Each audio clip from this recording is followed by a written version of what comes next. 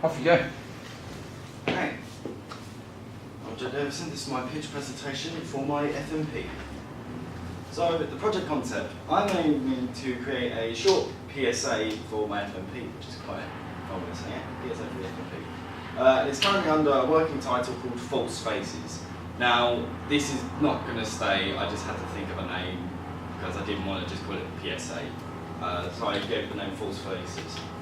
The PSA will be roughly 30 seconds to a minute long because in the industry an average PSA I've found is within that time frame, as it has to fit in between regular adverts and also TV programs and movies.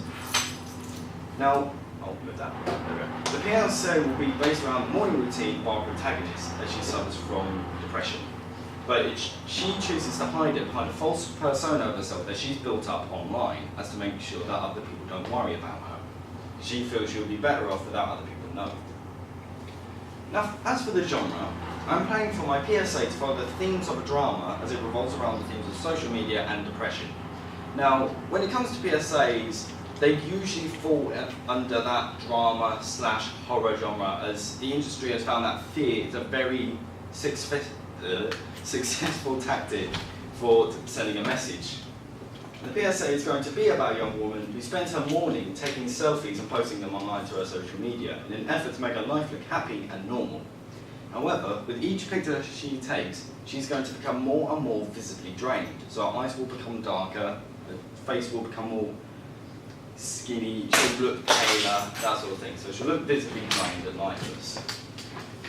Now, when it comes to the audience, I'm aiming to aim for those who are adolescents aged around 16 and up, as the plot revolves around a woman who is going to be 19. Now, this is within their age range, which is why I picked that audience. There may also be an additional niche audience of predominantly female viewers, as the plot revolves around a female lead. Now, the ethnicity of my audience is pretty irrelevant, because the message will be useful to all audiences. However, the audience will predominantly, but not be limited to those who are white and English, as that is the majority of those living in England. They're of this ethnicity. I'll talk today. Now, artistic value. The concept of my work has what I think is a lot of artistic value, as I'm aiming to use different levels of saturation to convey emotion. Additionally, I intend to send a message about depression, which after a brief questionnaire for my primary research, I found to affect approximately 90% of young people, be it through themselves or somebody they know. Also, after carrying out a videoed focus group, which can be found on my website, I've also been given confirmation that young people in this age range would like to see the project go into production. Now, my time frame. I plan to shoot this PSA on the 27th of May, which should take no longer than that day. After that, I plan to have the whole thing edited by hopefully the end of the week, at which point I will upload it to both YouTube and my Wix website. And here, this is my action plan. This is quite an early draft. Not everything is confirmed on it. So for example, my script writing isn't on there yet, but I plan to place that on later.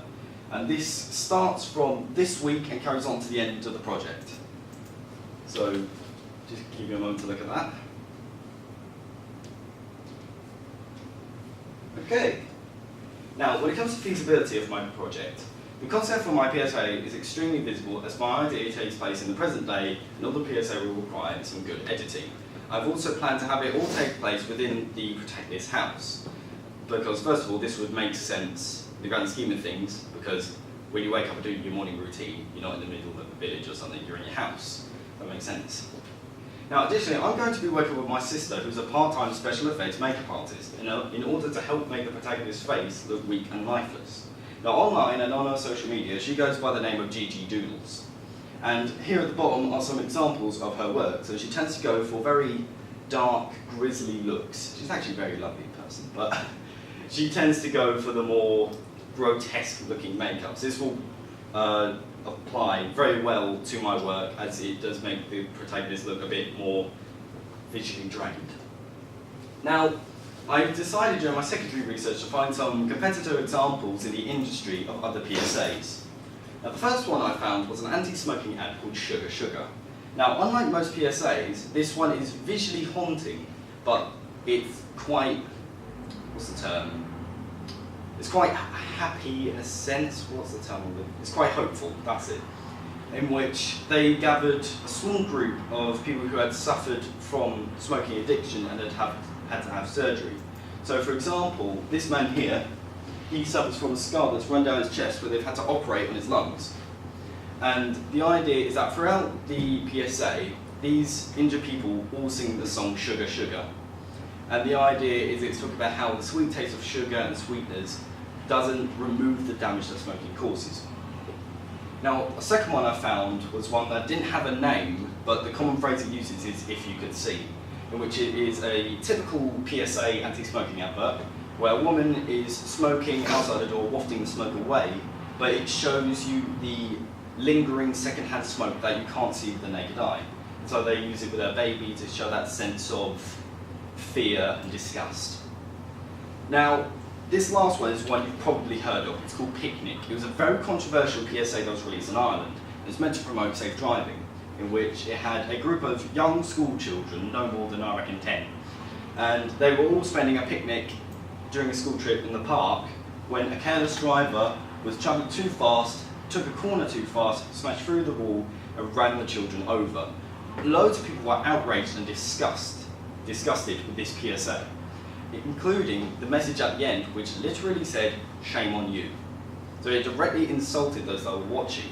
So for this reason, I'm using the Picnic PSA as an example of the limit that my work can take. So I'm going to make sure I don't go beyond that border. Now, the last one is not an official PSA, it's actually quite unofficial, as it was a short film released for an animation competition called the Saxy Awards. And this was called Behind the Mask, in which it showed someone with PTSD/depression as he contemplated suicide. Now, this was a great influence on what I'm doing because I'm using the visual techniques they use in that animation, because I believe it can translate well to live action, in which they raised the noise in the shot in order to make it seem blurry and confusing, while also lowering the contrast to make it practically black and white. And that shows the mindset of the protagonist. Now, when it comes to the roles, I will be taking the roles of director and editor, whereas my sister will be working in makeup.